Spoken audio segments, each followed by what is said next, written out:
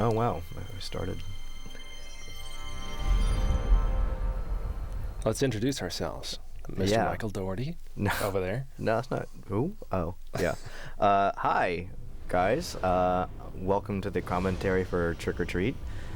Never thought we would be sitting here doing this, ever. But here we are. I thought we'd be doing it a couple years ago. Yeah. Well, I figured maybe you guys would do it and I'd be dead by now. Anyway, I'm Mike Doherty. I'm the director. And He was a good man, and he'll be remembered. And then take it from here. I'm Brian Burns. I was the concept illustrator, and I did the opening credits with Christy Beckert. I'm Simeon Wilkins, and I did storyboards. And I'm Douglas Pipes, and I was the composer. Really quickly, about that little educational film, what was interesting is that wasn't originally in the movie.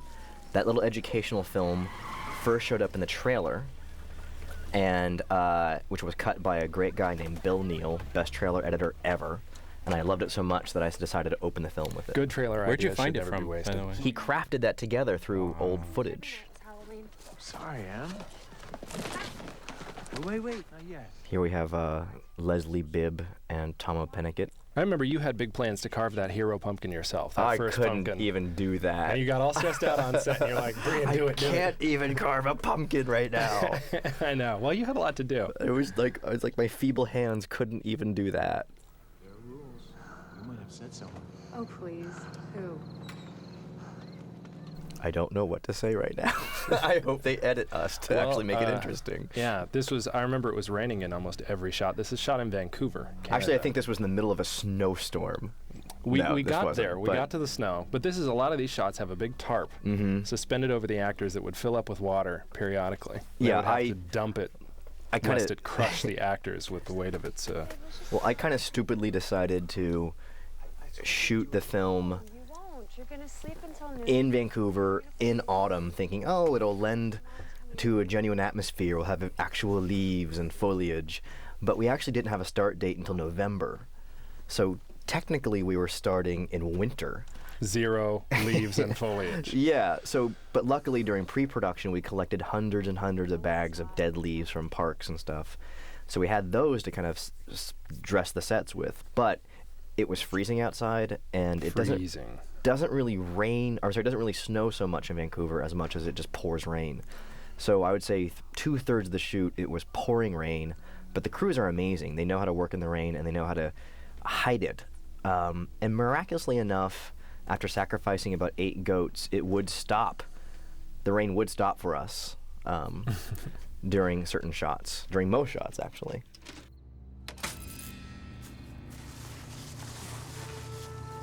Simeon, did you board this sequence? You did. I did. I remember. That was my boom down. They have to throw in every movie once. Right. Just to see Simeon if wrote they all get the good used. boom downs. Yeah, Come on. exactly. Those are midgets. They are. Are they? Sorry. I'm not supposed to use that word, I don't think. I'm sorry. Those are little people. Oh my God. Don't Yeah. be politically incorrect in the commentary for a horror movie. We shot this so late at night that we couldn't have actual kids, so we used little people to run across the street in certain shots. Because it was too late at night. Yeah. Oh, funny.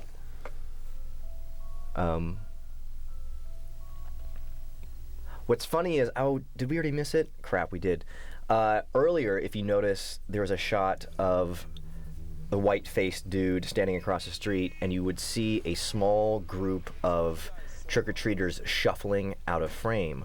Those are the zombies leaving Krieg's house after Oh my God. doing something to him. After whatever happens. to Yeah, Krieg. there are a lot of background gags, a lot of background information. You'll see characters kind of hidden in the background throughout the film Hidden who and show not up so later. hidden, yeah. So that was the first one, but there are quite a few others. That's Brian's cameo. Right, that's me. I'm hidden. Yeah. I'm hidden right there in the left breast.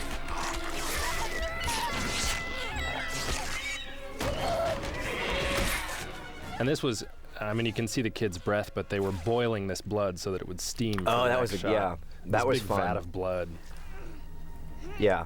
So yeah, we kept blood warmed throughout the night so that we could get this steam effect, which I think is one of my favorite parts of the sequence. Simeon, did you write this boom up? Yes. Yes, I did. Anytime the camera moves up or down. Did you storyboard that static? No, there No. wasn't a porn movie. Oh, right. And That's he right. It only was something ordered it. different. It was yeah. We added the porn flick later. Originally, it was supposed to be just like a scary Halloween sound That's right. effects tape. It was a tape. It was a radio Yeah. playing. But decided a couple putting on pornography would be more interesting. Some of you guys are probably geeks like us and recognize Tomo from Battlestar Galactica. Didn't which- you audition a lot of the people from Battlestar? Well, for this, auditioned or- Tomo and auditioned Aaron Douglas from Battlestar. And Aaron Douglas was great too, don't get me wrong, he plays Chief. But Aaron Douglas and I already worked together on X-Men 2. So, gave Aaron Douglas a line in X-Men 2, Sir, more mutants have entered the base. He was playing one of Brian Cox's soldiers. So I figured, I should work with somebody new. Now, Douglas, am I hearing an electric guitar? Yeah, this is one of the few spots where there's Jason Foster played electric guitar on this. I'm surprised you got away with electric guitar. And Leslie Bibb's dead. So let's talk But about she'll this. be back. Yeah, let's talk about the opening credit sequence because this was a kind of an ordeal. We tried an earlier version, which I would say is much more serious. It was a more traditional opening credit sequence with like just spooky photographs, and the temp music was actually much more traditional spooky horror movie music. Right. And then afterwards we had decided, you know what, no, we should embrace the fact that this is a horror comic book, kind of go for the fun, go for the camp. At which point my life became hell. Yes, Yeah, completely. That's But how I look at put it. what, it's beautiful. It came out pretty good. Yeah, I use After Effects on my my Dr. Tran cartoons, and you had asked me for Plug. a plug. You'd asked me for like a temporary one because there was just a hole in the film, and you had to show it to executives Right. and things early on. Yeah. So I did this temporary one, and that ended up getting me and Christy the job Yeah. to do the final one when they But I ran think out the- of money in the budget for One of the really fun things about the sequence, though, is all of our art is in here. Mm-hmm. Everybody's art. So We've all got a lot of drawings in here. that's yeah. mine. That is Mike's. That one's, I don't know. These Oh, are these are Simeon Simeon storyboards. storyboards. We took That I Simeon turned into comic storyboards books. and turned them into comic books. But a lot of Brian's concept art for the film, concept art that was done months and months before we went into And production. that drawing there, those are by Christy. Yeah. And then Douglas's music. And this was maybe the very last thing I got a couple days before scoring. I saw Yeah. this was just blown away and kind of went crazy for a couple days right before Nice we little recorded. Sam Yeah. there. A little flash of And sand. even Moran Kim, I think, has a couple Yeah. of things in here from the comic book version she did for the Trick or Treat book. Yeah. Basically, anybody who could draw contributed to the opening title sequence. And actually, there were even photographs, some of the black and white photographs of people in Halloween costumes as kids were donated by the crew.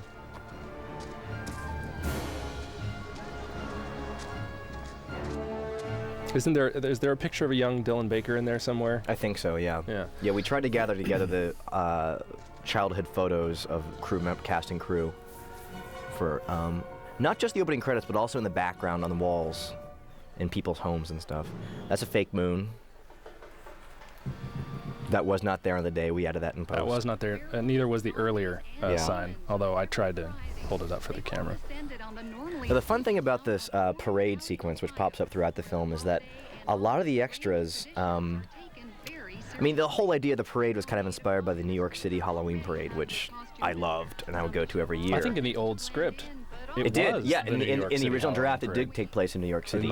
And that must have been 2001. I was reading Yeah. versions of that I script. think it was 2000 actually. Probably, I don't know. yeah. But And it was a lot different. yeah, we'll talk about that.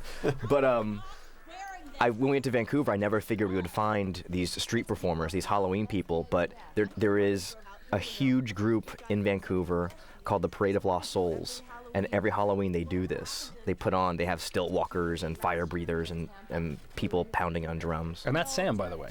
That Yes, little boy. yes. This Quinn Lord, who plays Sam, is also playing we called him Peeping Tommy. Quinn is such an amazing little actor that I decided that he deserved to be To in the see film. some nudity. Well, yeah, to see some boobies.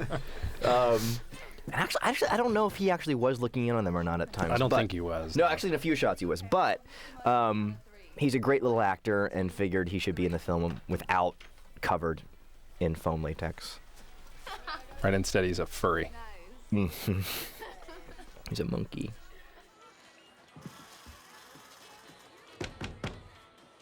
Lori, come on out. No. Anna's reveal. Open up. Yeah. No. Open the door or we'll huff and we'll puff. Okay, so Come on, seriously, open up. actually, if you listen to the conversation that took place in the dressing room, if you Oh, listen to man. all their dialogue, it gives away the twist. Everything, yeah. You filled it with double meanings. Yeah, the whole thing is full of double entendres. I don't know if people notice it the first time, but the idea is that if you go back and watch it the second time, you realize they're not talking about guys they had sex with. They're talking about guys that they picked up and ate. When she says she ate some bad Mexican, she ain't talking about tamales. Right. I mean, 2, 3, 4, 3, 3. She's talking out bad to the bone, Mexican. This might sound kind of forward, but, well, we're just in town for a party tonight, and I was wondering what time you get off work. Oh. Somebody say something. We can't just sit here and watch it as much as I'd like to. I just like how he looks like the painting behind him. You know what? You're right. All I planned. didn't know All if that planned. was intentional. I never noticed that before. Now, funny enough, originally in the script it didn't open this way. Originally opened here. You're supposed to go from following Charlie in the parade, him rounding a corner, and then the movie started here. Editing this film, I remember it was a brutal process was to figure hell. this all out. It was hell. Because what's really still intact is the Krieg sequence at the end. Yeah. That goes from beginning to end. But Right. just about everything else Everything else is got now cut intercut. together. And, I totally admit that it is better this way. No. Although I think, honestly, I wish we did do a super special edition which allowed you to watch the stories by themselves. Yeah. Because I still think they would hold up if you just watched them from beginning to end on their own. But I will say that this does help the ADD audience, which now includes everybody now. Right. We're all ADD afflicted because of Blackberries and iPhones. This is the first night of shooting right here. Yeah, this And was is when I showed up in Vancouver. Well, actually, but this is even at night. Some of this is in the middle of the day. Oh, you this- had a tent. Yeah. So a lot of that stuff was like 2 o'clock in the afternoon, and we put a tent over the house to make it look like it was night. Just that day, too. I don't Oh, think see you ever that? did Okay, any- that was Tomo and Leslie. Since this sequence is taking place before her death in the opening, if you keep watching the background, you'll see the robot costume and the Buck Rogers costume, because I wanted to turn them into kind of a Where's Waldo type thing. So you'll see them throughout the movie walking around in the background. I think it's that way with everybody. Because Quite a few. you notice the principal in the credits. Yeah. And the girl's getting out of the car. Yeah. Briefly. That's some big equipment you've got there, The lovely Rochelle Yates and Monica Delane. Janet. And we have a small problem. Really? We've got this great party. I think the crew loved shooting anything to do with the women. Especially the sequence which comes later. But right, the big bonfire yeah. sequence. So this is That all was this is all the tent. Yeah, this is not at night at all. It's for the pumpkin, not you. Promise. Now, when I first wrote the script, I actually had Dylan Baker in mind. I had just seen Happiness, where he plays a creepy father figure living in suburbia who hides a very, very dark secret. He's a pedophile in that movie. But not in real life, of course. No, not in real life. No. But his That performance character was was so memorable. It was a very memorable character, and he was creepy, but in a weird way, you were kind of sympathetic towards him because he tried his hardest. Pay us a visit. Yeah, he's a great character Yeah, actor. he's always fantastic at being charming yet creepy. Putting on costumes. And this was all shot, or at least the sequences on this street. This is all the same street. A lot of these houses really are right across from each other. Yeah. Yeah. And you guys did you put people up in hotels or something and tell them, Yeah, we get off your block. Yeah, we told everyone to get the hell out of their houses and put them in hotels. Did anybody stay? Mm-hmm. Who storyboarded this sequence? Not me. I did. I actually storyboarded this up in Vancouver. I remember you calling me, wanting me to come up. And I was like, wait, no, I know how to hold a pencil. I think I can still do this. It hurt, but I did it. Very important. They weren't as good as yours, don't worry. This started out as I wish I did this one, though. a quick little vomit shot, as I recall, Well, that turned into a very big vomit shot. yeah. That vomit is a mix of chocolate syrup and I forget, it was all edible, and I actually had some. It was quite tasty. But I think it was like Cara syrup. I actually wish it was longer. In the original cut, The it went original on. cut was longer. You had it cut together on set so that you could show it when people would visit the director's tent. You'd be like, here, watch somebody puke for 5 minutes. Yeah, and it was funny. I mean, if I had to go back, I probably would add another 3 or 4 seconds of the vomit, just so it's uncomfortably long. Yeah, it's pretty long. I think you did a good job with it. Now, funny enough, there was a cut of the movie where this was on the cutting room floor, Oh, yeah. but I had to fight to put this back in. This is one of my favorite little moments. I This- fought like a motherfucker to get this back into the movie, because to me, it was the first moment that actually tells you that it's okay to laugh. right. Because there was a period when I think the studio wanted to turn this into a very straightforward horror film. We know you're in there. We can see you.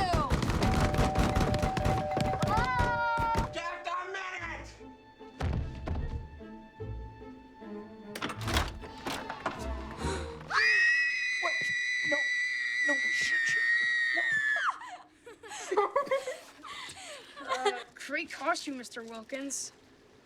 Boy, all right, candy. Thanks. Principal Wilkins, do you think that we might be able to have your jack-o'-lantern? These are 3 amazing little actors that we found up in Vancouver. Britt McKillop, who I first saw on Dead Like Me, she played Reggie, the younger sister on that show, and she's grown up quite a bit since then. Alberto Giese plays Chip, and Isabel DeLuce plays Happy Halloween. Sarah. And this was cut, wasn't it? This was cut too, which annoyed me because it Which was is the introduction as Sam. Best introduction for Sam. Yeah. And my favorite part is the. This is one of the biggest cat laughs sound too. effect. Yeah, well, this edition, hold on. Right here. We went through 4 cats to get that right. I'm kidding. I'm kidding. It was 5. No, it was nothing. It was just some potatoes. Call me if you get into trouble. You're turning into mom. There they are again. Yes. Yep. So if you keep watching the backgrounds, you'll see Henry and Emma, our lovely couple from the opening, walking around in the background. Sometimes played by the actual actors, sometimes played by photo doubles. But you'll see other characters like that too. All the fake candy that was made up for the. Yeah, so on the background of the house in here, in the previous shot at least, you'll see photographs of Dylan Baker as a child with pumpkins. Like, the house is full of actual mementos from Dylan Baker's family photo albums. Some of them are really creepy. So this is actually a soundstage. This is not a backyard. We couldn't find any backyards that were really big enough to suit us or allowed us to shoot there long enough. So we built the facades of these 2 houses back to back. But it's a pretty full construction. We had most of the interior of Stephen Wilkins' house, including the kitchen and basement inside there. You could really walk around, and you could get upstairs in Krieg's house. Yeah, Krieg's house, it was pretty much the entire ground level and the back. And this is all the same soundstage as the Rock Quarry. Which Everything. was also the crammed, forest. We crammed like 9 sets onto the one soundstage. It was like a labyrinth of sets. You would go from a rock quarry, turn a corner, and you'd be inside someone's kitchens. You designed that potato sack. Oh yeah, right. That's Buddy Gorder's potato sack. Yeah. Named after my friend David Gorder. Because I'm going to bury him in a potato sack.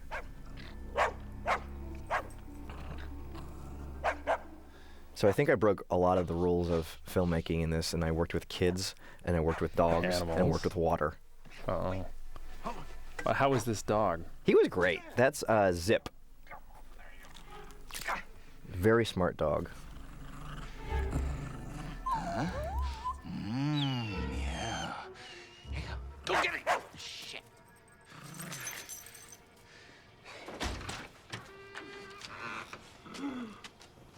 Spike. Oh.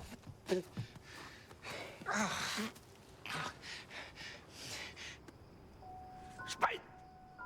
Get your ass in here. The fun thing about this story is it didn't change too much from the first draft either. The Wilkins story. Yeah, not much changed at all. Just his name. Except for his name, which became Yes. Simeon's last name. Right. Found out that a lot of the legalities are not fun. We couldn't use any recognizable candy wrappers. Had to make up our own candy, which was kind of fun because we came up with stuff like Big Fudge Log, Right. and Holly Ho, which I think was some crew member's way of getting back at his girlfriend, calling it Holly Hose. So if you look closely at the names of the rappers, you'll see kind of fun, quirky things. I'm trying. I think this was an issue for the studio too. There's a lot of dead kids in this movie. There's an unusual. This story has an unusual mix of humor and severe brutality. Yeah, It'd be fun to compare it to other films. What was fun was that when we body recorded, count. we recorded a lot of voices because the person in the sack is actually like a 25-year-old stunt guy, right? But when we recorded voices for the kid in the sack, I had like a 7-year-old girl doing like the squeals and the screaming. Whimper like he's hitting you with a shovel, please. It's like, yeah, pretend you're getting kicked in the stomach. By your principal. How about if we make some caramel apples, just like Grandpa used to? How about that? When? After we carve the jack-o'-lantern. But you have to be quiet. Okay.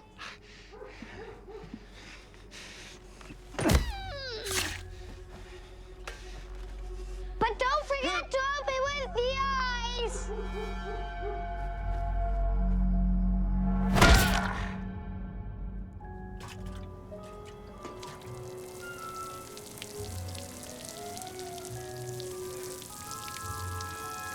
Daddy, I want to carve a pumpkin. Daddy, I want to go to the parade. Daddy, I wish Mommy was still alive.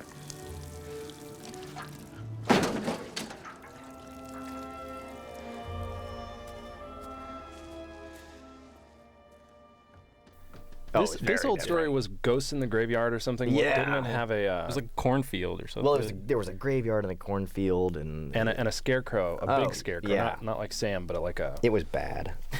It was bad.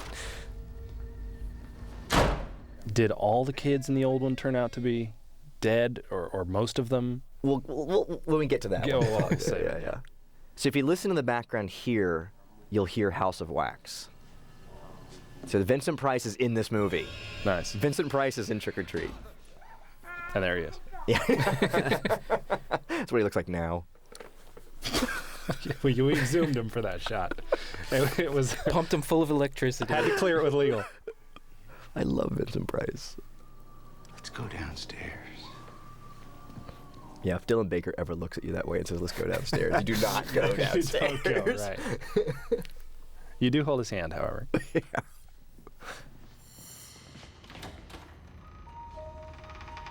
This was funny because we've seen it a few times with theatrical audiences, but we just saw it at the San Diego Comic-Con recently before recording this. Was there a gasp over that or something? Or there's a I don't murmur? remember. I just remember their reaction to the reveal here of what, the end of this shot. Yeah. The whole audience just a roll kind of Yeah. goes, oh. Yeah. There was.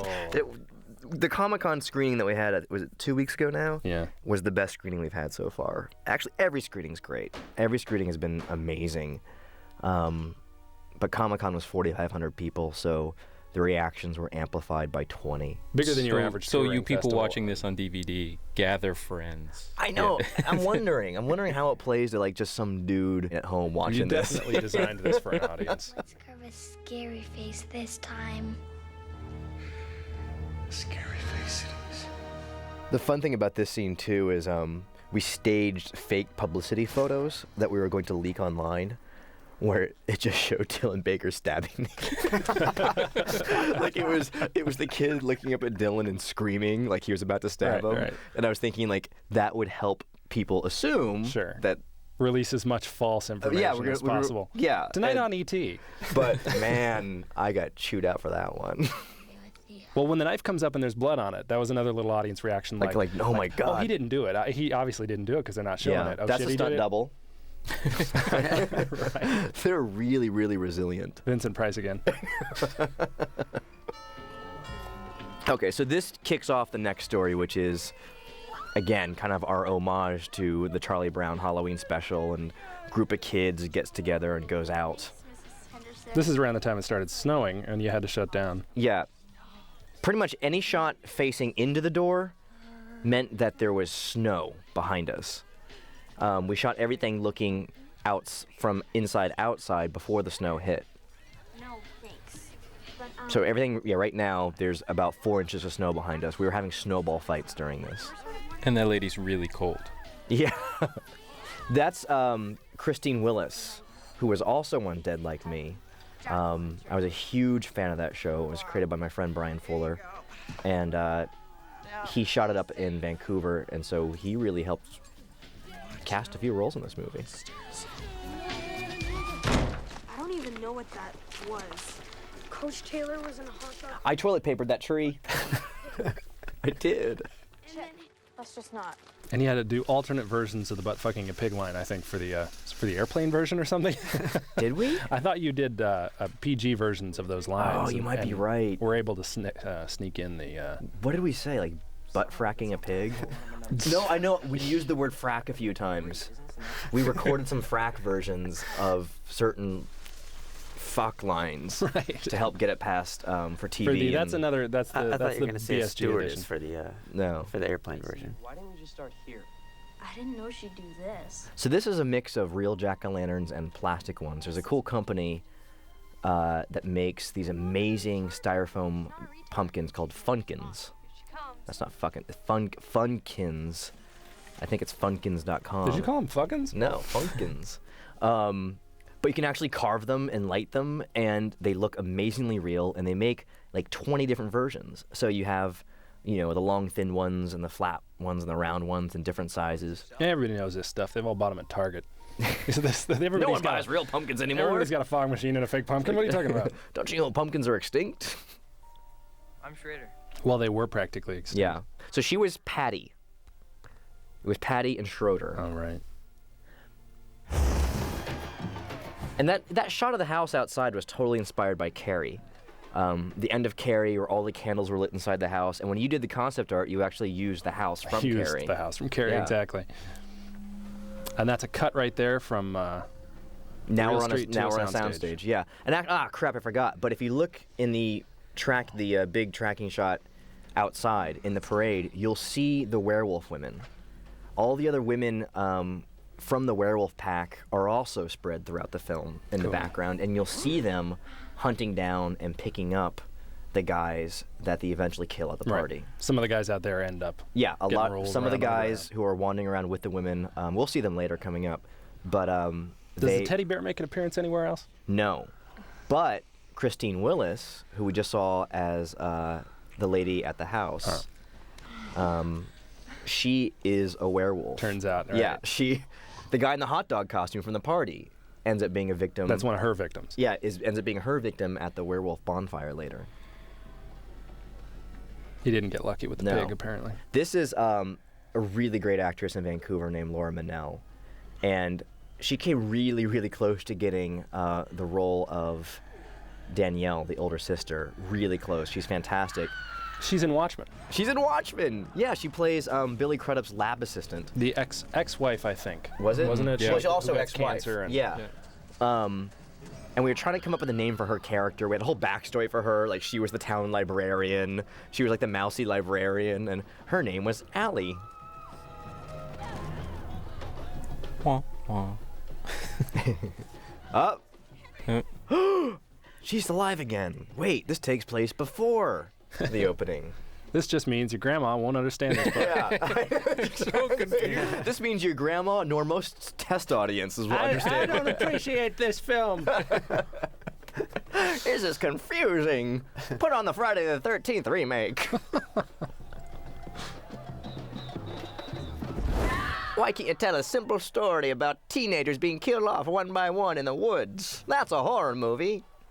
Now, I've been told you cannot close people's eyes when they're dead. I beg to differ. I've done it many, many times. Sorry. But I thought you used the large coins, as the... Sometimes they use super glue. For All the right, so now river look in the background there. There's in there. Red Riding Hood. In there, no, Red Riding Hood's not in there. But in there, you'll see some of the werewolf women who show up later at the bonfire. That was a total Peanuts shot. Yeah. That was Halloween 3. That too. And by the way, this is one of my favorite musical cues, Douglas. You must really like Halloween. Favorite. Cool. I mean, Samhain. What? Samhain also. And actually, there was actually quite a bit of debate about the score for this. I remember. I get a lot of pressure saying, "Oh, it's too whimsical, and it's too light, and it sounds like fairy tale music." And I'm thinking, well, that's the point.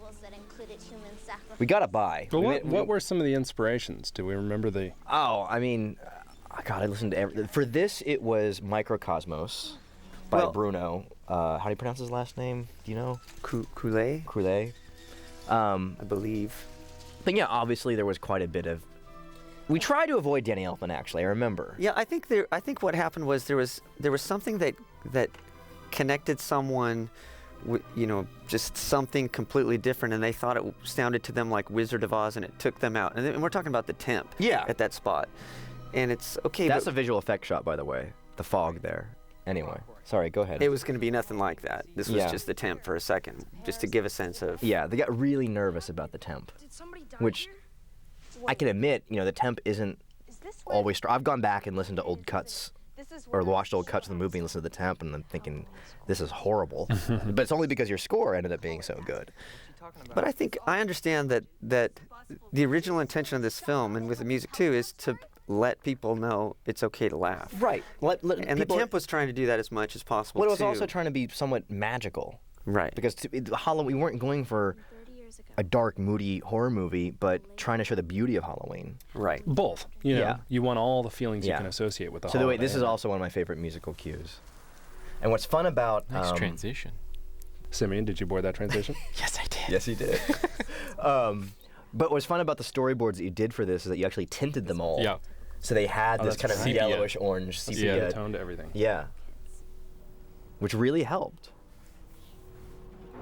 This is Gloria Chang playing piano. And when we recorded this, we did a couple versions where sometimes we would play it a little more emotionally, but we ultimately went back with this version, which is not getting too much emotion out of it and being still a little bit cold in the beauty, not too, just not too over the top with the emotion. This is actually a good example of how unpredictable the weather was.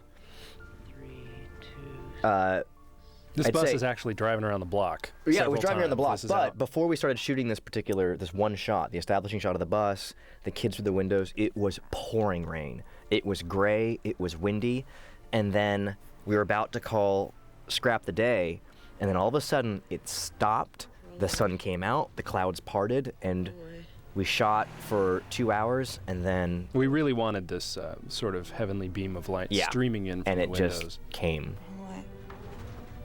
And instead of taking the students home, he drove. This is a real rock quarry in Vancouver, or outside Vancouver? Just outside Vancouver, which, funny enough, was also used in Battlestar Galactica. This was the Temple of Athena in Battlestar Galactica. I only know this because everybody get out your Battlestar DVDs. And, the crossover between this is actually a prequel to Battlestar Galactica. What nobody knows.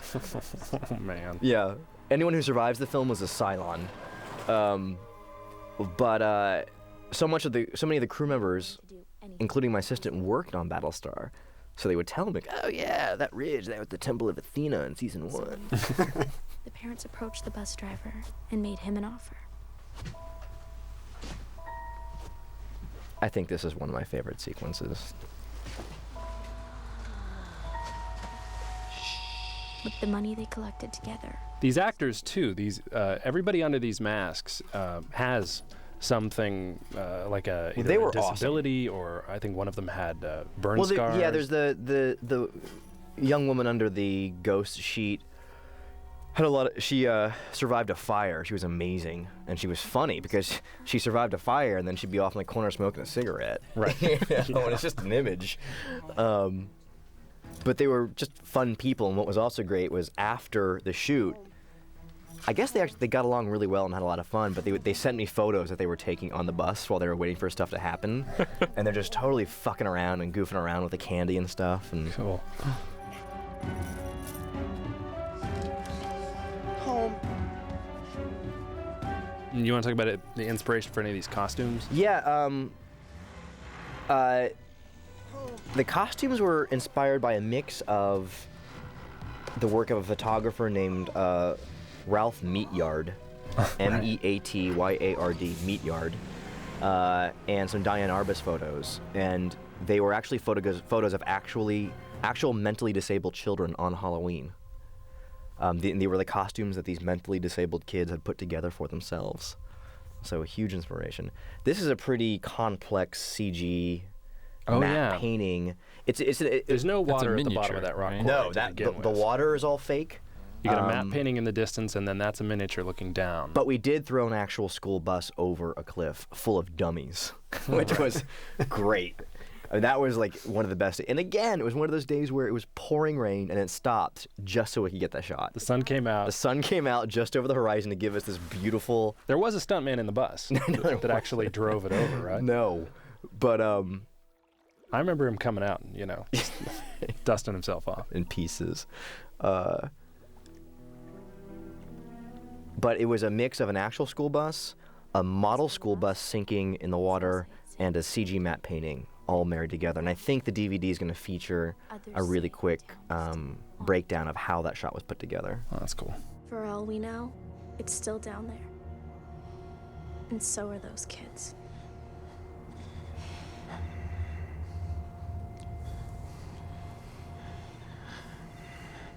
You are so full of shit. Perfectly timed head turns. Well, then I guess you won't mind being first. First what? 8 victims, 8 jack-o'-lanterns. And this was actually, I think, Representing a lost soul. this was another night where it started snowing like a motherfucker. As an offering to those who died. We kept shooting just ahead of these mini blizzards.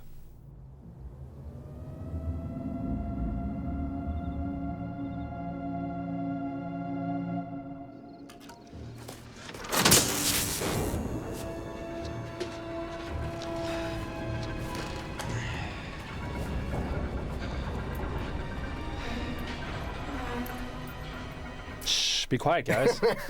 Jesus. I don't know. I'm just gonna Come on, I'm trying to watch the movie. Stop talking. Look how cold those kids are. Pass the popcorn. I think the breath actually helps. It's all CG breath. No, it's not. It's very real. No, it's all CG. But I think it kind of helps lend to its authenticity a bit, maybe. I hope. Well, I know a lot of, it rained a lot on my Halloween. Oh, really? You go trick-or-treating with an umbrella. If I want to talk about one thing, the one thing that, a theme that crept into the movie over the course of 18 drafts of the script was that each story represents a different stage of Halloween in your lives. In other words, like the first story with Dylan Baker and his son is about how you're introduced to the holiday and carving a jack-o'-lantern with your dad. The second one with these kids is you and your friends roaming around without parents for the first time, causing trouble, pulling off pranks. And then this one with Anna and her friends is Halloween in your 20s, when it's about sex, it's about hooking up, trying to find, dressing up in fantasy costumes. She's clearly on the prowl to find a date. And then the final story with Brian Cox is Halloween in your twilight years. It's the Scrooge of Halloween. The little bit of rain really works in this slow motion shot too. Yeah. So wait, if you watch, here comes Leslie Bibb and Tomo again, and they're bickering. There they are. So, and she's saying, "I can't believe you put me in the box. It makes me feel like you're not proud of me." You there? Originally, she was supposed to see Sam. Sam, you did shoot that. We shot a version where she saw Sam, and we were trying to set up the idea that Sam was an omen of bad things to come. And he does appear in this story, but not till much later. And if you listen to the music in the background, it's Cry Little Sister from Lost Boys. Beggars can't be choosers. A version of it, right? A version of it. It's not the exact version, but kind of admitting our 80s era tone. Now, Andrew. Josh. Whatever. That's the lovely Lauren Lee Smith, amazing actress. And that was another choice made late in the process. That cut to the kids hearing the werewolves. Yeah. Originally, the stories happened at separate times, Right. but lined up. Right. And the wolf howl kind of told you, hey, this is happening at that moment. Mm-hmm.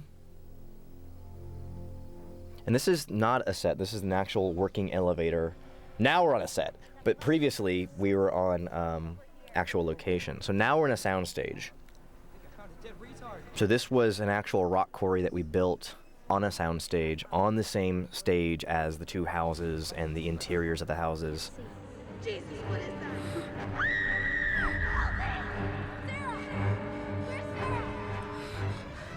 And the bonfire. And the bonfire. The production designer, Mark Freeborn, and the DP, Glenn McPherson, really, I think, made the movie look like... Looks great. That's why we're so proud of our effect shots. We're like, look, it's a special We effect. have one. Look. We swear. That bus, it's not even... Yeah. These kids are not actually there. Macy? Schrader? Sarah?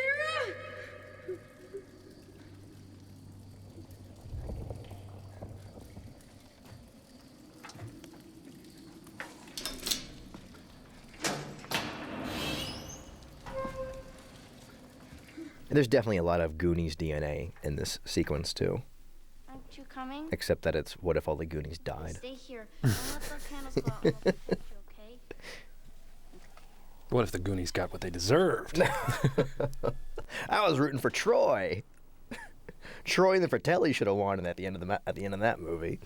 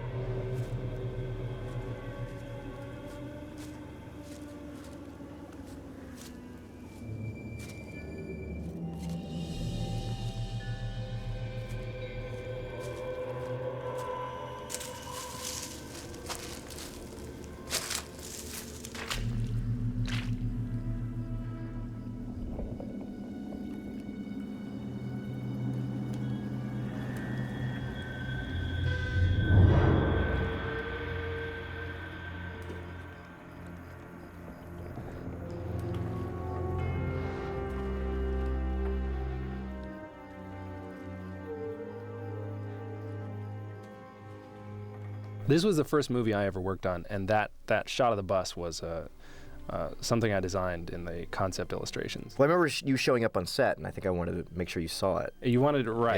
Yeah. I walked in, and they had taken they'd taken a real school bus and sort of halved it, like cut it diagonally and stuck it in shallow water. Yeah, after they killed all the kids off the cliff, they took out the bodies, cut the school bus in half, and put it into this fake lake. We built this lake on a frickin' soundstage.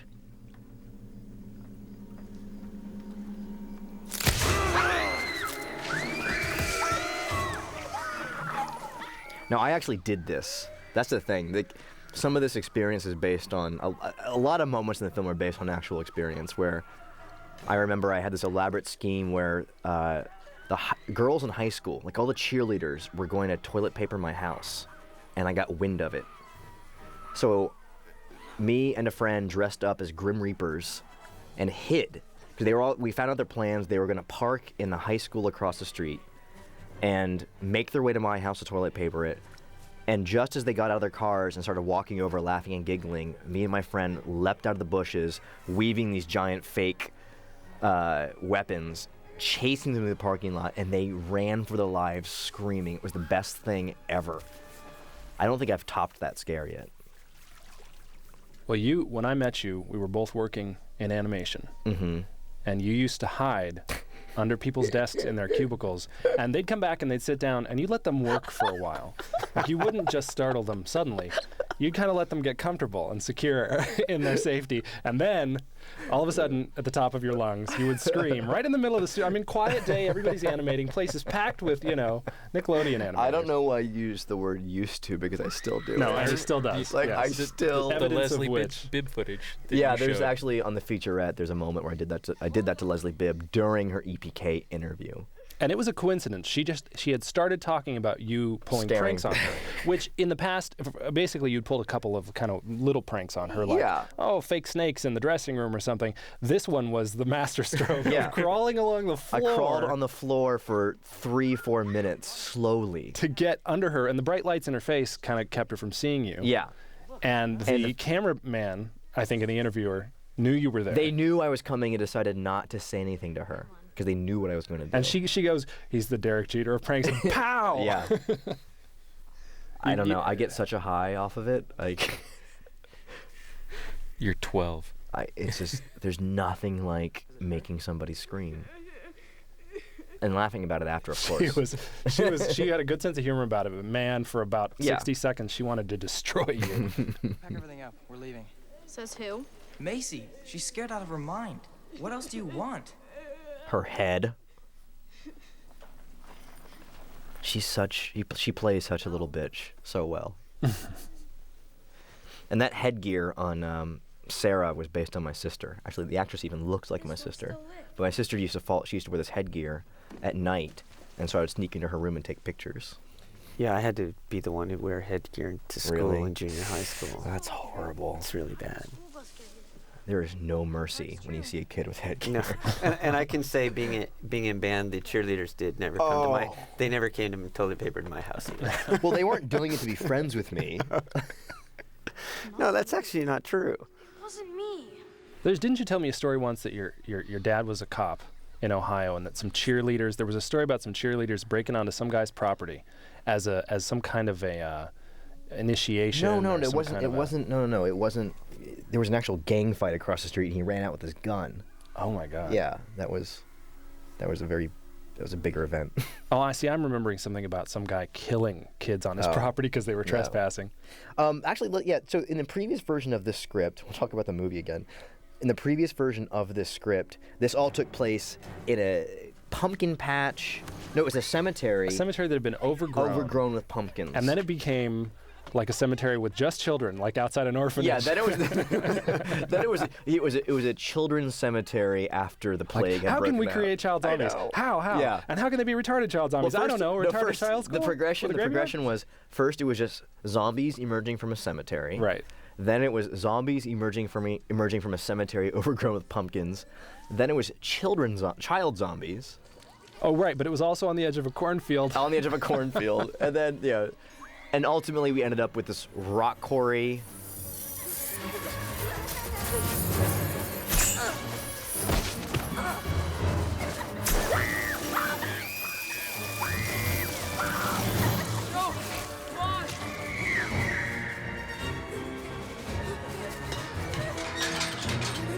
Wanda, open the gate! Let us in, please! Open the gate!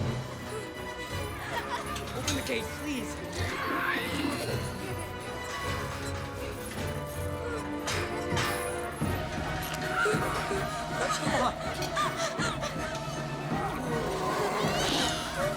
Open the gate!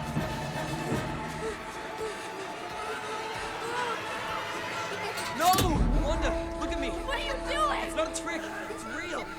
Yeah, you know what? The ending of the original script was kind of lame. What happened was, found out that all the kids were already dead, and so was the kid that they were luring to the cemetery. It was kind of a takeoff on that Twilight Zone episode where the mannequins, there's the one mannequin who forgot she was a mannequin, and the other mannequins bring her back or remind her none of your place is with us. Right, but working then, in there. Right. Frickin', we had 2 movies come out, which already had that twist of, surprise, your main character is already dead. It was The Sixth Sense and The Others. So I figured we didn't want to play that again, so I figured a good old-fashioned revenge tale would have been better. And I think this kind of mass death of all the kids was something else that became a sticking point with some executives. Like, mean, I think we Initially, the kids were all eviscerated on camera, right? No, I never actually wanted to show their know. deaths. But I mean, that story alone, I think, knocks off 12 kids. Right. 8 of which come back as zombies, so I think it's fine. Right. The happy zombies. Yeah. And honestly, actually, the original ending of the film, when you see kind of that curtain call of all the characters wandering the streets, you were supposed to see zombie versions of Macy, Chip, and Schrader and Sarah wandering around as if they now suffer the same fate as the rest of them. Here's another moment where you sat behind the camera and screamed. Oh, yeah. This is an actual scare. As Anna turns around.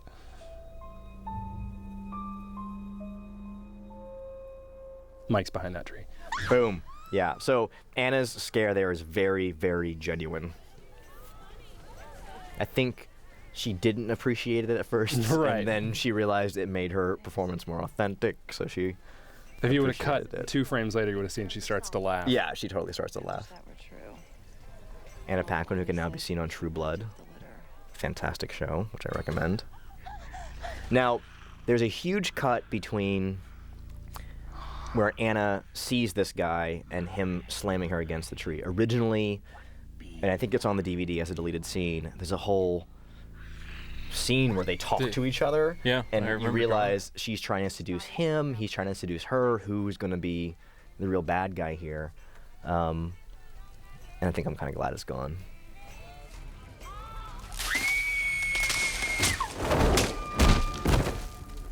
And this is all. There's the teddy bear. The teddy bear.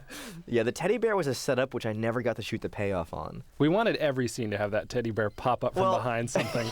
Like, what the hell? Well, the original idea of the teddy bear was that during the transformation sequence, which is coming up, that you would see the teddy bear turning into a werewolf. That it was going to sprout claws and like rip open its face to reveal. Either it was going to rip open its head to reveal a werewolf, or it was going to like slam into a tree because it couldn't get the fucking head off the costume.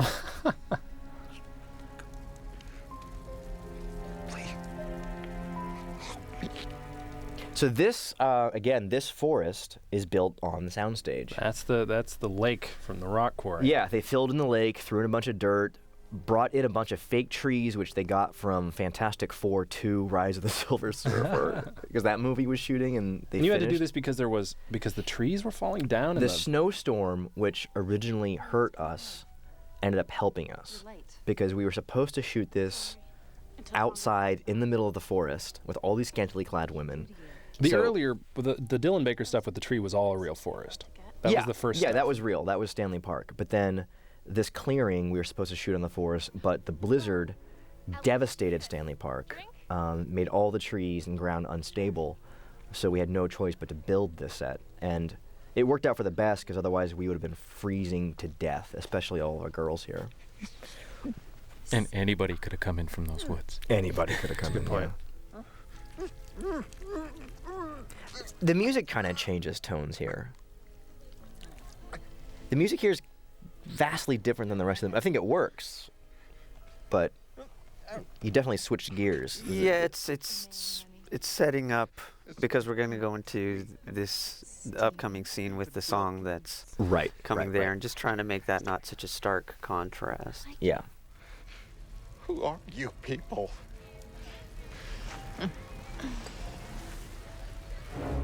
So yes, we reveal Dylan Baker isn't just poisoning candy, but he's also going out and prowling the streets for lovely young ladies. So here you'll see those were the news cameraman the guy. cameraman, and There there's you a got hot the hot dog, dog. Being pushed by Christine Willis, who we saw in the other story. So yes, the next door neighbor, the middle-aged housewife in the previous story, is a werewolf in this one. I'm nervous.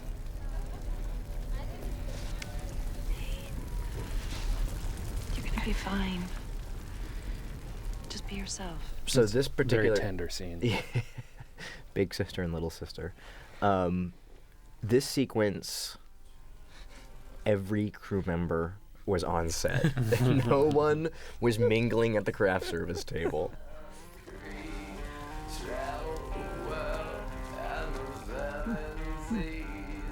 It's my first time, so just bear with me.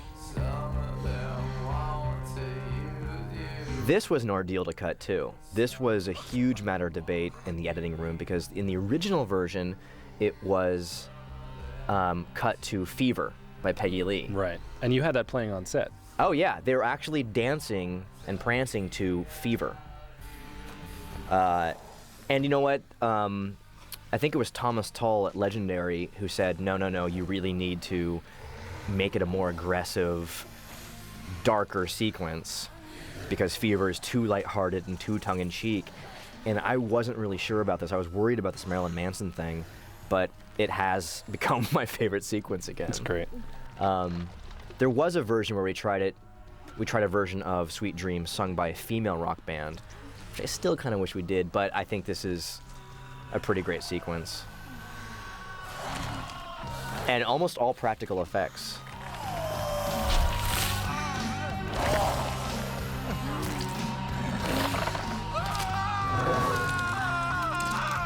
I just remember being in the men's bathroom at the sink and hearing two guys talking from the stalls, and one of them just said, "God bless the cheerleader." It was like 3 in the morning, and everybody was exhausted, and yeah, God bless the cheerleader. Save the cheerleader.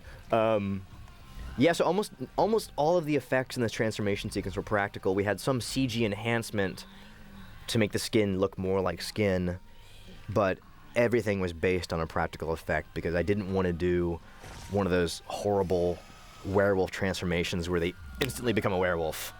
Blink your eyes and they become a werewolf, and it's like there's no fun in that. It should be a kind of a different orgasmic experience for these women. And you never see female werewolves. Sam's cameo appearance at the end, just idly watching. He does show up in every single story at one point or another, and then this becomes his climactic battle with Brian Cox. Almost all of the sound shot outside was unusable because every shot had 2 giant fans blowing leaves up into the sky. More leaves, more leaves. I think we had like 400 to 500 bags of leaves, and it still wasn't enough. Towards the end, they had to scrounge them up and reuse them. Because I remember watching, I think it was behind the scenes on Halloween, where John Carpenter talked about how he had to shoot Halloween in the middle of June in LA. So all the trees are green, the grass is green, the bushes are green, and they had like 4 bags of leaves, which they would scatter on the ground to make it feel like Halloween in Illinois and gather them back up. So I definitely didn't want to make that mistake.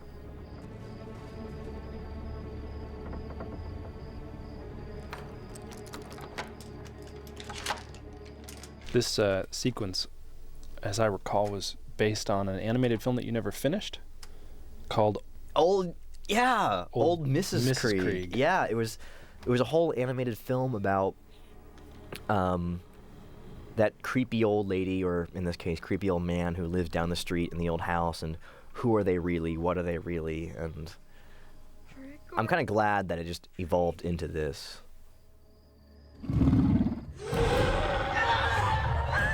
That dog can make some awesome noises. That was all recorded on set. Yeah.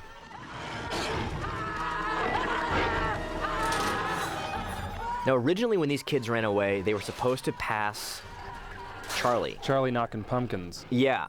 Again, it was one of those, I kept calling them deja vu moments, where certain segments would cross over with each other. And this sequence has a huge crossover with Dylan Baker in the backyard, but we took that other one out. I shot it both ways just in case we wanted to cut it.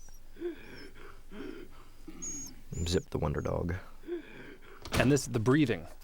The breathing was Brian Cox's edition. And it was that day, shooting outside that door, that as he came walking into frame to pick up the dog, he started doing that. Yeah. And you were like, go with it. It was magic. It was magic. Yeah. Brian Cox, he's 2 take Brian, 3 maybe, but he's amazing. 1 take Brian, 1 take. 1.5. He comes up with, he contributes a lot. He came up with this look. The John Carpenter look. Yeah, he's wearing a wig and he is wearing prosthetics, which are really well done, so you can't always tell. But he wanted to look like John Carpenter, and I had no objection to that. So here's a good example of our candy issue. We weren't allowed to use Hershey's bars. We couldn't use Snickers bars, because all of our candy in this film was either poisoned or filled with razor blades. So this is a latke bar. and it's named after Pete Lotka, one of our producers.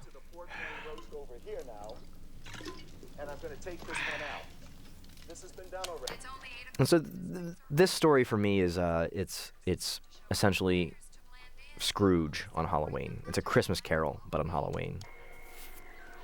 I like this sequence. Oh wait, hold on. Here's a great vocal. That's a Scooby-Doo episode. Hold on. This is James Marsden From X-Men. from X-Men. Now you say that, I recognize the voice. That's James Marsden. He has a vocal cameo. He's Cyclops. Yeah, we weren't allowed to use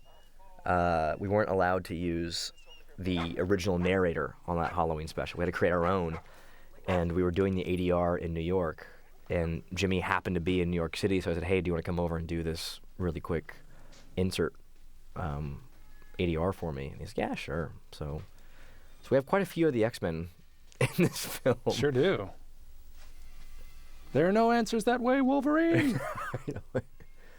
Yeah, Hugh Jackman's cameo. And that's Hugh Jackman. He's a very versatile actor. He is. Yeah. He can be tall, he can be short.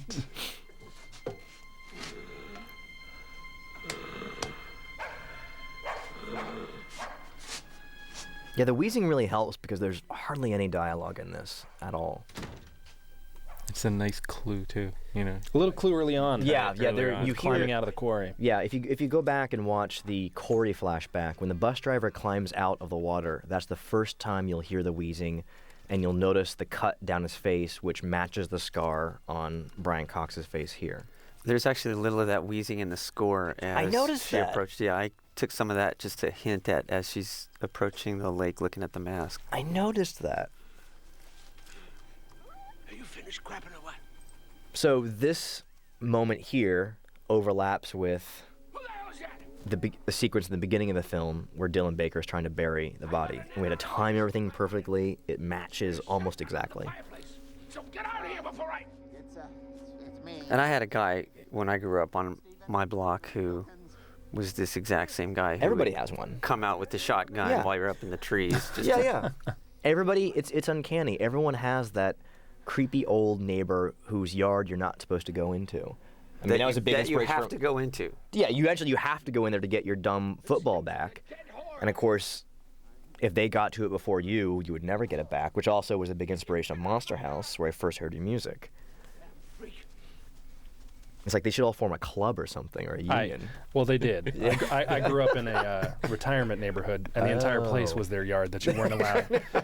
All their rules were, you can't do anything we can't do. You can't run, you can't climb trees. No laughing. No, right. No jovial antics.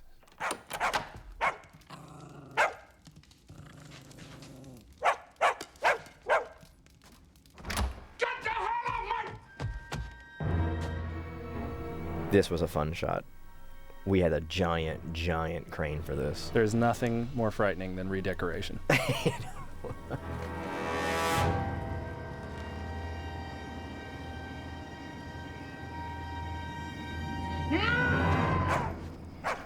One of the big inspirations for this story was an old Twilight Zone episode called, oh my God, The Invaders, with Angus Moorhead. Agnes, Moorhead. the sister of Angus. Yeah, but it's an amazing episode where it's just this old woman being terrorized by these tiny little space invaders, and there's no dialogue. There's not a single. Well, at the very end when you reveal the big twist, there is, but I'd say this and maybe that segment in Gremlins where the mother is being terrorized by the gremlins and. Yeah, you know. and I think a little bit of Pet Sematary with Gage. Yeah, And I mean, pretty much any movie or TV show that involved a person being stalked in their own house, right? Which I think is probably a common nightmare for everybody. Now, this is an actual. Again, there were a lot of moments in here which were fun because they were basically depictions of your concept art. And that was one of them. It's just Krieg looking up at the stairwell. So it was always fun to kind of frame it up to match the concept art and pull you over to the monitor and look at it. That was cool. Especially that rape scene. I heard that got cut. That got cut, yeah. I had to go through a little therapy. I have the footage. Don't worry. Wait.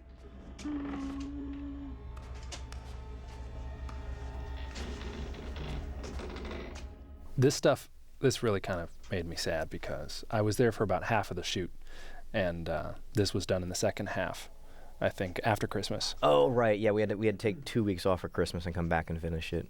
And I'd done concept stuff for the Sam animatronic head, and I got to see Bill Terazakis building it, but I didn't see it finished. Well, it's probably good that you weren't there when we actually shot the animatronic head, because it was a beautiful piece of work, but it added a layer of stress to those days. I'm sure it did. Yeah. But I just wanted to see it in action. Yeah. You know. Yeah. I mean, that sort of was it wasn't in the job description. You just ended up saying, "Hey, could you take a crack at this, creature?" Yeah. And then they actually built the thing, which, I mean, that was one of my childhood dreams, to design a movie monster. Mm-hmm. And it wasn't never CG. thought that would happen. I know, and it wasn't CG. You could touch it. The fun thing about this set, again, it's all built on a soundstage. It's not a real house. Was the level of detail that they put into the art direction. I mean, you'll never see it, but there's rat poop. They made rat poop, and they put it on the windowsills and on the shelves and on the floor, and it was some sort of grain. It was like a black rice that they scattered around to kind of just make it look like this dirty old man's apartment or dirty old man's house that he'd never cleaned.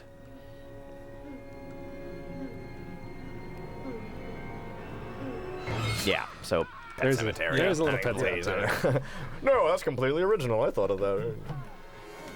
But I mean, it's part of that. But he must aim a little higher because Creed can still walk. I mean, technically. To me, it's just that common fear of something hiding under the bed. Right. Again, that's something. I'm glad you put this here too, because originally that cut was. Because this was one of the first things we boarded. Right. It was an earlier draft. You boarded the original draft, which had too much upstairs, it was downstairs, very long, back and forth. But we did a lot of condensing. This is Quinn Lord, the actual 9-year-old boy playing Sam. Now, actually, that candy bar that he's holding, he got that from he got that from Stephen Wilkins. Grabbed from Wilkins, right? Yeah, that came from Stephen Wilkins' candy bowl from the first segment, and I don't know if anyone's ever going to pick up on it.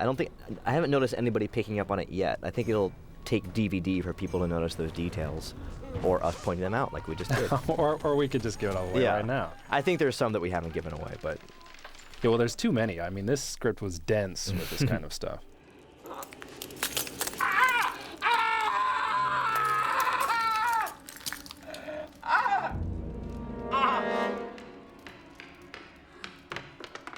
I wish that gumball exploded when it got to the bottom of the stick. Well, it was funny. What was funny about the gumball shot, it was totally inspired by The Changeling, an amazing George C. Scott ghost story. That's a great movie. Ghost film, a great movie.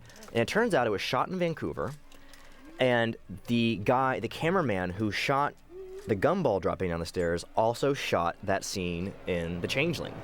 The Changeling was one of his first movies ever. And what happens in it? A gumball? No, a rubber ball bounces down the stairs right. in The Changeling. And so he shot both of them. I said, make it like you did in The Changeling. He knew exactly what to do. That's great. Yeah. So this fight sequence is a whole gigantic mix of actual Quinn Lord, actual Brian Cox, 8-year-old stunt child. They have stunt children. That is an occupation. This is a little girl, wasn't it? No, this one, she wasn't a little girl. I mean, the 8-year-old stunt child was a boy. Oh, okay. But then they had a stunt girl who was, I think, like 4'5" or something. Tiny. She was the most tiny. Adorable kid. But she wasn't a kid. She was like 20-something. She was? Yeah. She could do anything. She was vicious. That's her. But you would never know. They came together really nicely. There were a lot of Sams. It's hard to keep track of. Yeah. It was fun hearing the Comic-Con audience react to that, too. Yeah.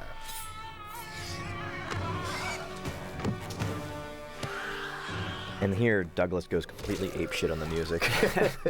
So if you pay attention, the Give Me Something Good to Eat music kind of sets up the payoff. Yeah. It's just endless Give Me Something Good to Eat music. And that was actually Quinn Lord going, woo! Sam and his pumpkin guts. Yeah.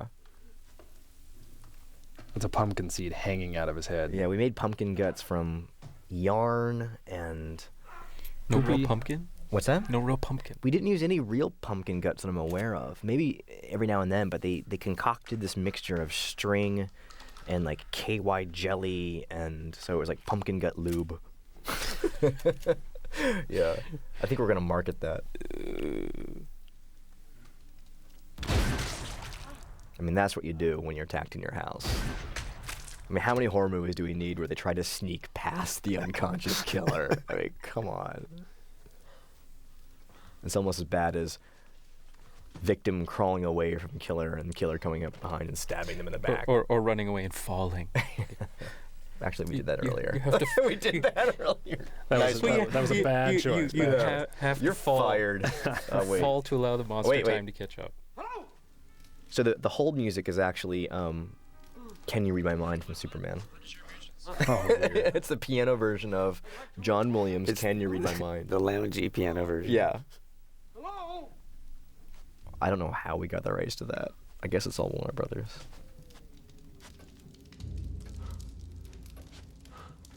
I remember in one of the test audiences, right when they see Sam is still against the door, somebody shouted, "Oh shit, there's a second one!" Did they? Something like that. That must have been one of the tests that I skipped. But that was the idea, was to make you think that, yeah, maybe there was a second one. There's two Sams. And actually, there was a draft, which I don't think I showed anybody, where he does kill Sam, but then all the zombie kids come in. Oh. And they take Sam away. Can't kill I know. Sam. It was a bad idea. Well, of course he can't. He can come back anyway. Oh, yeah, so that line... That's just the best line. Well, that's from The Thing, which seems to go over pretty well with people. So this hand sequence, all practical. It's an actual hand. There's no prosthetic animatronic hands. It's just it was the stunt girl, Susie, wearing a blue spandex suit, which we painted out. Kind of did old school like the Addams Family. And this is animatronic Sam. There's sort of a suggestion, I don't know if you ever decided it specifically, that Sam carved his own face to look like a jack-o'-lantern. Yeah, I still have to figure out his origin. I see him as growing. Well, I know you always sort of had some of it in your head. The whole... Yeah. Yeah, I mean, if we there's ever... a lot of specifics you could embellish. Yeah, if we ever got around to a sequel, I think it would be fun to show him being born in a pumpkin patch. Yeah. There's a great Charles Addams painting of a pumpkin patch and, full moon above, and you see hundreds of pumpkins, and you see one, and it's half of a jack-o'-lantern, and you realize it's carving itself. Like the knife is carving out of the jack-o'-lantern like he's giving birth to himself, and I think there's something in that idea. And he could take the mask off an actual scarecrow, But yeah, the idea was that he kind of carved himself to look like a jack-o'-lantern. And you can really see the detail up close if you get the figure from Sideshow Collectibles. It's a 15-inch vinyl figure that goes for about $59.99. Available at sideshowcollectibles.com. Or the NECA 5-inch figure. They're both great. They're fantastic really toys. Well done. They're beautiful toys. And this stuff all came out long before anybody knew what this movie was. Yeah, your children will love a Sam toy. My children do. Simeon's children love it. Yeah. Apparently they were afraid of it when it had its mask on. Or off. No, I took think it the was mask off. He was... I think when he took the mask off, they said, put it back on. Oh, okay. No, I love Brian Cox here. This is all so Brian good. Cox. Yeah. He did all of this stuff on his own. He's amazing. He even added that line, "Oh no." And I guess that was his personal homage to Vincent Price, so I guess would do little things like that, which border on camp but are very effective. All you've got to do is give him something good to eat. Yeah. And he'll stop cutting you with candy. Again, based on very real experiences. So again, this is Quinn Lord, the 9-year-old kid. For a while, I was getting suggestions that I should just use a little person throughout the shoot. But kids move differently. Like the way he can barely see, by the way. I'm surprised he didn't fall on his face. There were a lot of things where he was tethered to a line so that he wouldn't fall into the rock quarry, as I recall. Kids move differently, than little people do. Right. There's it's a creepier movement because of the innocence of it and the the awkwardness. Youth. They have those puppy feet.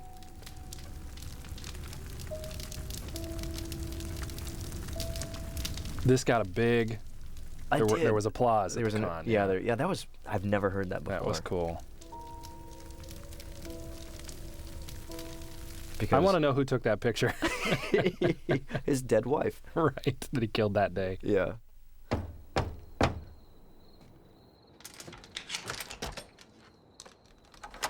The three little pigs are actually, they show up earlier too. If I remember correctly. They're in the Halloween parade too. I think when Anna's sitting on the bench, so. These little pigs are out kind of late at night at this point.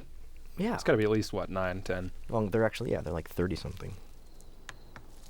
Thank you. Wound candy. Thank you. Filled with my pus. I know. I choose to bandage myself at home in lieu of the hospital. I don't have health insurance, but I've got butterscotch candies. Oh, no. I purposely gave him bandages to look like a Looney Tunes character. Like whenever Looney Tunes characters get hurt, they always have the bandage across the head and their arm in a sling after the piano gets taken off. You should have X's for eyes. Yeah. At the end. I think this is actually... Little Orphaned Wilkins. Little Orphan Wilkins. He'll be a principal someday. Yeah, he'll be in the sequel. So yeah, in case you guys are completely blind, this is the exact same sequence of events that took place in the first 30 seconds of the film. Yeah, this is for your grandmas. This part happened earlier. See, it loops around. I'm still confused. Why isn't this a horror remake? Why isn't the Lawrence Welk program? Show me a remake horror film so I know exactly what's going on and it's not scary. That was a gorgeous shot, by the way. Thank you. Yeah, one of my favorite experiences was the test audience process where people would say, I'm confused, the stories are melding, and my favorite comment was someone just drew a pair of boobs and said, I want more of these. And that was their comment. And that guy's opinion apparently mattered. Right. Needs more boobs. It's like, thank you. Oh, blew out the candle. Same shot from the beginning. Maybe I'll kill her with this. I know. I'm going to let the old man live, but I'm going to go kill the blonde chick for blowing out a pumpkin. The old man killed a school bus full of kids. Yeah, they'll take care of him. Now, the funny thing is we shot an alternate ending where the dog was alive. I always wondered about that. Yeah, because there's an alternate version where he looks and you see the dog is still alive, and he says, what are you looking at? And that was because the dog trainer told me that every movie where the dog dies ends up getting reshot, where the dog ends up living. So we shot it both ways just in case, but we kept it dead. Just in case Sam became too unlikable for the... Yeah. And this was also a last-minute addition. It was. Actually showing Krieg dying. That drawing there was by my friend Rick Cortez. Implying it. And a lot of this stuff, it was because that and the original opening sequence, or rather the current opening sequence, was sort of the last reshoot. Yeah. They didn't have any more money. They weren't going to reshoot any more sequences, but people had questions in the test screenings, and everything got sort of tied together and explained at the last second using all the information in the opening credits. Yeah, I'm glad we didn't go overboard and try and over-explain all those overlapping moments and deja vu moments to the grandmothers in the audience. Yeah. But we did add the laters, earliers, and that was helpful. There's still enough stuff in here that makes it, I don't know. Yeah. All the little callbacks. I think even the font for the credits here was purposely meant to evoke the 1980s. Yeah. It's a very 80s font if you go back and watch the credits of that era.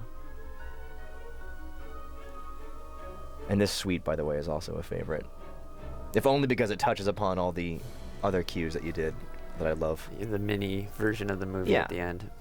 It's a great score, dude. You did a great job. Thank you. Is this chorus children? This is my nephew and niece, Hannah and Aiden, who can carry a tune. Well, there's them recorded separately. I had to go to their house in the early days and just say, hey, I want to run this idea by Mike, and it turned out that through all the recording process, we couldn't get that creepiness back. So it was too professional. There's a professional chorus through there as well, but they're kind of mixed in that, just in that one Now through all the other chorus effects, it's Sally Stevens in the chorus that she that she hired. But Oh, okay. just in those little trick-or-treat bits, it's just 2 kids because it had to give that creepiness. Geez, how many assistants did you need, Mr. Doherty? Well, I went through quite a few. How many are still alive? I know. They're all alive. They're just in vegetative states. Since we're on the credits, I guess it would be a good time to actually give credit and say thanks to some people. So Bryan Singer, producer of the film, Alex Garcia, who's now at Legendary Pictures, also one of the executive producers, John Jashney, Thomas Tull, Bill Fay, yeah. Dan Harris. All these guys really helped push me and keep me going. And actually, there were some really cool guys over at Warner Brothers who were immensely helpful. We had Matt Riley was an exec, Dan Lin, Jeff Robinov, all really good guys who. We had a lot of fun on the Warner Brothers lot in a little office. Yeah. Working just the 3 of us, Simeon, Mike, and I, and they were shooting the Gilmore Girls. It was before Halloween, but they were shooting the Halloween special. Yeah. So the lot was covered in pumpkins, and we started. Remember, there was like a squirrel had nested inside one of them or something. Squirrels were getting inside. They all had holes in them. They were building little houses out of them, and they were gutting them and taking all the food out of them. So and I had to ask somebody, why is there a hole in every pumpkin? The and the Gilmore Girls said. Breeding inside. They should have went with the styrofoam pumpkins.